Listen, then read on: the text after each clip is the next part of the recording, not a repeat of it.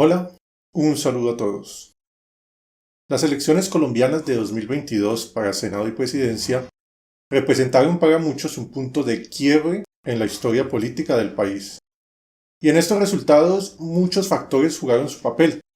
Algunos de ellos fueron analizados y anticipados por el canal Razón Vertical incluso desde hace varios años atrás. Otros de esos factores serán analizados por nosotros en las siguientes semanas. Hoy vamos a exponer uno de los más importantes, la estrategia del Centro Democrático en las elecciones de 2022. Por supuesto que para quienes no siguen este canal, lo que vamos a exponer parecerá increíble e incluso absurdo. Sin embargo, cuando se analiza todo lo que se expondrá en este video y este conocimiento se combina con el que ya venimos ofreciendo acerca de los nexos entre el uribismo, la izquierda y la élite, se podrá comprobar cómo todas las piezas encajan.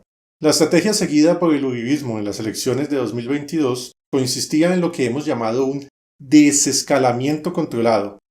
Este desescalamiento gradual tenía por objetivo empujar de manera subrepticia a las grandes masas uribistas hacia un terreno cómodo para el candidato Petro, llevándolos incluso a votar por las ideas del mismo Petro y la izquierda colombiana sin que fueran conscientes de ello. Lo que esta estrategia buscaba era que la agenda de las élites para las que Iván Duque trabajó los últimos años pudiera pasar a una nueva etapa de la mano de Gustavo Petro, y esto es algo que vamos a demostrar muy claramente en un próximo video. Tan solo en los primeros días de gobierno, Petro hizo pleno empalme con las principales fuerzas globalistas que dirigieron el gobierno de Iván Duque, demostrándonos que efectivamente eran estas fuerzas las que movían los hilos. Es probable que a cambio de esto el liderazgo del Centro Democrático haya obtenido la promesa de impunidad y la posibilidad de nuevos e importantes negocios garantizados por el gobierno entrante, confiando por supuesto en que no se produzca ninguna traición en el futuro. Esta táctica de manipulación se llevaría a cabo en 3 etapas a las que nos referiremos como patadas. Así que vamos a examinar estas 3 patadas con las que el uribismo arrojó escaleras abajo a sus seguidores. Desde la renuncia de Álvaro Uribe al Senado en agosto del 2020, la figura de María Fernanda Cabal empezó a erigirse como la referencia fuerte de su partido. Su discurso y posiciones radicales fueron contrastando con las cada vez más suaves y menos frecuentes declaraciones del expresidente, convirtiéndose en la figura que empezó a recibir el apoyo de gran parte del electorado uribista, al mismo tiempo que se fue atrayendo sobre sí la mayor parte de los ataques de la oposición aglutinada en la izquierda. Es por esto que ante la consulta interna para elegir al candidato presidencial en 2022, la activa senadora se presentaba como la ficha fuerte y más popular entre los uribistas, manteniéndose vigente día a día en el debate público. Su competencia directa era el señor Óscar Iván Zuluaga, quien a la postre no ocupaba ningún cargo público y cuya participación en el debate nacional se encontraba muy por debajo de la senadora. Su última participación política había sido como candidato en el 2014, es decir, cumplía 8 años de inactividad. Así pues, la balanza en el Centro Democrático se inclinaba fuertemente por la señora Cabal, máxime cuando en declaraciones dadas por el señor Zuluaga en agosto del 2021 había expresado que los acuerdos de La Habana había que respetarlos, causando esto gran rechazo en las masas uribistas que mayoritariamente repudiaban esos acuerdos. Sin embargo, en contra de lo que las mayorías esperaban, Óscar Iván Zuluaga se alzaría con la victoria en las consultas internas. Esto no dejó de causar gran revuelo al interior del partido y entre la masa votante, obligando a que el Centro Democrático publicara después de varios días los resultados exactos de la encuesta, cosa que inicialmente se había negado a hacer. ¿Y cuál es la explicación para este extraño resultado que sorprendió a las masas uribistas? Pues quizás la respuesta la encontremos en este curioso hecho. Ricardo Leiva. ¿Sabe usted quién es? El señor Leiva es el próspero empresario del cual hablamos en este video de hace 2 años. Escuchemos. El segundo organizador del evento fue el señor Ricardo Leiva. Este empresario quizás lo recordarán ustedes por su participación en el programa Shark Tank. Ricardo Leiva, observador. Te fuiste por el camino más difícil de primeras. Estos manes la tienen clara. Pero, Además, se sabe que ha sido socio en varios emprendimientos de Felipe Santos, hermano de Juan Manuel Santos. Y no solo eso, sino que con su firma Sístole, en la cual también fue socio Felipe Santos, fue el encargado de la organización del evento realizado el día 26 de septiembre de 2016 para la primera firma de los acuerdos de La Habana por un costo de 4.500 millones de pesos. Pero aún más, el gobierno de Santos lo contrató para la organización de la 25ª Cumbre Iberoamericana en Cartagena, así como también para diversas campañas publicitarias a favor del acuerdo de paz durante las negociaciones. Este hombre, personaje de confianza de Juan Manuel Santos, de su familia y su círculo cercano, es propietario de una compañía llamada La TIR. Pues bien, para sorpresa de muchos uribistas que no entendían lo que estaba pasando, en 2021 el Centro Democrático contrataba a esta compañía para manejar la información sensible del partido. Estos son algunos apartes de cómo el medio Las Dos Orillas reportaba el hecho.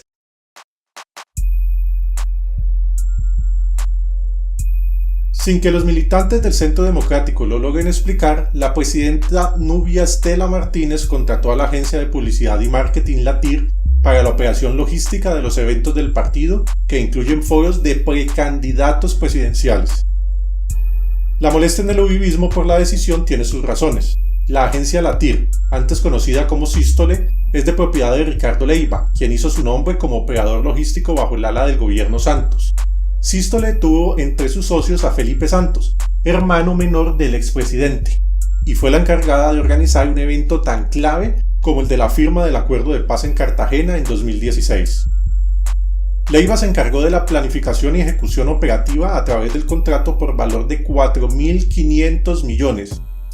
Esto no fue el único contrato de Sístole en el marco de las negociaciones de paz del gobierno Santos con las FARC, y alcanzó a firmar otros que superaban los 4.000 millones en promoción y publicidad de la negociación.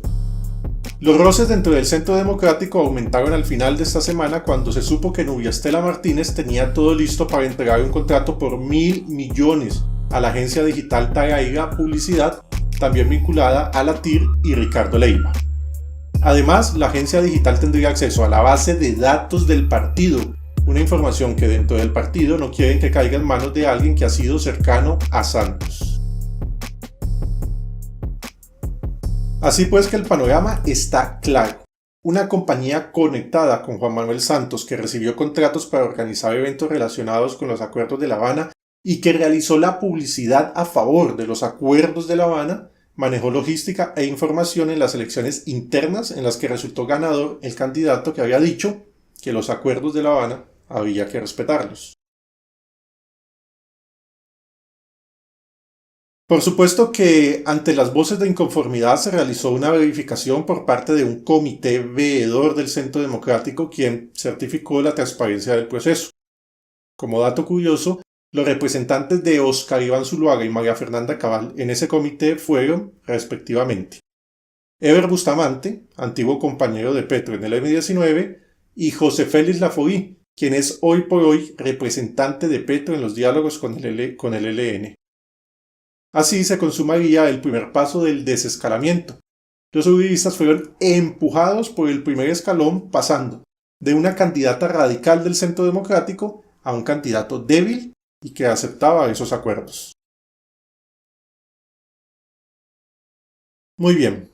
Con Óscar Iván Zuluaga coronado como el candidato presidencial que daría la pelea del Centro Democrático y la derecha colombiana contra la malvada izquierda encarnada en Gustavo Petro, en noviembre del 21 las fuerzas uribistas estaban listas para dar la batalla en la contienda electoral con todo entusiasmo y convicción.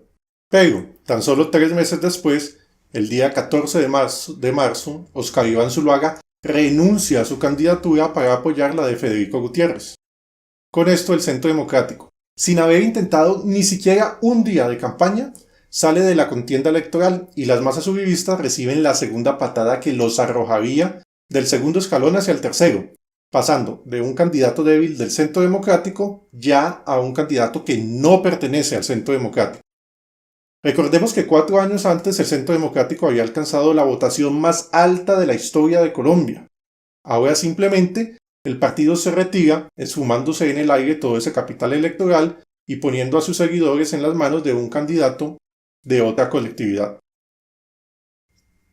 Pero bien, ahora sí arranca en toda su potencia la campaña de la derecha, con un Federico Gutiérrez dando la pelea en las encuestas y mostrándose como el único candidato capaz de competir contra Gustavo Petro. A lo largo de las semanas que duró la campaña presidencial, se mantuvo en un consistente segundo lugar, muy por encima del tercer candidato, un Rodolfo Hernández sin mayor peso ni trayectoria en la política a nivel nacional. Este segundo lugar le aseguraba el paso a la segunda vuelta presidencial, en la cual, aglutinando a todos los sectores contrarios a Petro, se esperaba que pudiera vencer al candidato de la izquierda. Pero entonces, justamente en la semana anterior a las elecciones pasarían no uno ni dos, sino tres sucesos muy curiosos en las encuestas y prácticamente al mismo tiempo. El primero fue un breve pero muy brusco ascenso de las cifras a favor de Gustavo Petro. El segundo, un desplome radical de las cifras que venía consiguiendo Federico Gutiérrez. Y por último, el inicio de un espectacular y muy consistente incremento en las cifras del hasta ahora intrascendente candidato Rodolfo Hernández. De hecho, en las gráficas este ascenso se marca como una línea perfectamente recta y bastante más larga que cualquier otra parecida. Esta anomalía estadística en un país donde las encuestas tienen fama de ser manipuladas se presentaría precisamente a pocos días de las votaciones y sin que mediara ningún tipo de evento, escándalo o anuncio que explicaran estos bruscos cambios en las cifras. Finalmente, se producirían pocos días después las votaciones en las que se determinaría que Gustavo Petro pasaría a segunda vuelta acompañado, contra todo pronóstico, del candidato Rodolfo Hernández. ¿Cómo se explica esto? Como siempre, la explicación podría encontrarse en otro de esos curiosos hechos que cada cierto tiempo encontramos en la política colombiana. A finales de diciembre del 21, y bajo condiciones que fueron ampliamente criticadas por varias organizaciones, se contrató a la firma española Indra para un software que se usaría en los escrutinios de las elecciones presidenciales. Resulta que Gustavo Petro en meses previos se había reunido con el presidente de España, que es uno de los líderes del Partido Socialista Obrero Español, con el que adquirió compromisos en caso de resultar vencedor en las elecciones. Pues bien, resulta que Marc Murtra, el presidente de Indra, es miembro de ese partido político aliado de Petro y cuyos líderes hicieron abierta campaña a su favor. Los detalles de los múltiples nexos que tiene Petro con el partido político que dirige a Indra es algo en lo que no vamos a profundizar porque está sobreabundantemente demostrado en el video que hicimos acerca de Indra, publicado en mayo del 22. Pero lo que esta información nos permite intuir es el extraño resultado de la primera vuelta presidencial, donde el competidor más peligroso de Gustavo Petro se desploma extrañamente para darle su lugar al intrascendente Rodolfo Hernández. Y hablando de Hernández, ¿cuál era la posición política de este candidato? Pues veamos. Si usted no pasa a segunda vuelta, ¿por quién votaría? Por Petro. ¿Por Petro? Sí. ¿Por qué? Porque lo que yo tengo en el imaginario mío, hasta ahorita hoy, 23, es que él tiene preciso qué es lo que hay que hacer. Gustavo Petro. Yo voté por Petro. Para presidente de la República la vez pasada, yo voté por Petro. Entonces lo que sucedió en la primera vuelta queda muy claro.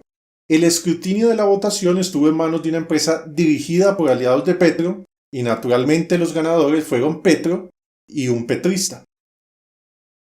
Y a esta altura ya prácticamente todo estaba consumado.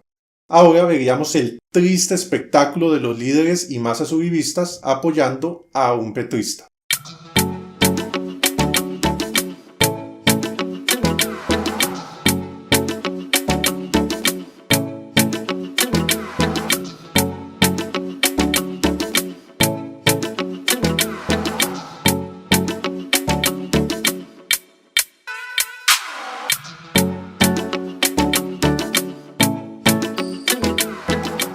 Con esto se concreta la tercera y última patada, llevando a los uribistas a pasar de un candidato que no es del Centro Democrático a un candidato directamente petrista, con lo cual el terreno para la izquierda y sus propuestas queda totalmente despejado. A partir de aquí, el triunfo de la izquierda sería incontestable, y no tanto por los resultados de las votaciones, que marcarían más de 11 millones de votos para Petro y más de 10 millones para Rodolfo, sino que esos casi 22 millones de votos fueron a favor de las ideas que ambos candidatos compartían. 22 millones de votos, incluyendo 10 millones de votos uribistas, a favor de diálogos de paz con el ELN, restablecimiento de nexos con Nicolás Maduro, matrimonio y adopción por parte de parejas del mismo sexo, prohibición del fracking, prohibición del glifosato, legalización de la marihuana y apoyo al aborto. A apoyar todo esto fueron conducidos los uribistas sin darse cuenta. Al final, la segunda vuelta no significaba realmente una elección. Entre Petro y un petrista la elección ya sería una simple payasada, y la victoria resultaría más que cómoda para el hoy presidente. En lugar de hacerle competencia seria a Gustavo Petro, su opositor seguiría a pasar los días a Miami, prácticamente dejaría de invertir nada de dinero en su campaña y tras la victoria de Petro correría a declarar que ya empieza el cambio y prohibiría terminantemente que nadie solicitara un recuento de votos que pudiera poner en duda la victoria de su admirado Gustavo Petro. Todo servido y listo en bandeja de plata para el nuevo mandatario. Servido en bandeja de plata, esa es la expresión. El uribismo fue el que contrató a Indra. Cuando Petro fue cuestionado por Indra, el propio presidente Duque saldría a despejar todas las dudas sobre la transparencia del proceso, y el Centro Democrático termina llevando a su gente a votar por un candidato petrista y luego ese candidato prácticamente deja tirada su campaña e impide que se haga un recuento de votos. Esa fue la estrategia de desescalamiento del uribismo. Hoy vemos a Uribe en constantes y privadas reuniones con Gustavo Petro, al esposo de María Fernanda Cabal, trabajando para este gobierno y una constante defensa a Petro por parte del líder del Centro Democrático. Y todos felices. Servido en bandeja de plata. Sí, esa es la expresión. Algo que de manera profética ya lo habíamos señalado en este video hace 3 años. Los dejo con esas imágenes. Buen día. Y así, hoy como en sus inicios, todos los factores favorables se van acomodando alrededor de Gustavo Petro. Todo un largo camino en el que todas las fuerzas del sistema, tanto legales como ilegales, tanto las públicas como las privadas, tanto las nacionales como las internacionales, se mueven a conveniencia de este hombre.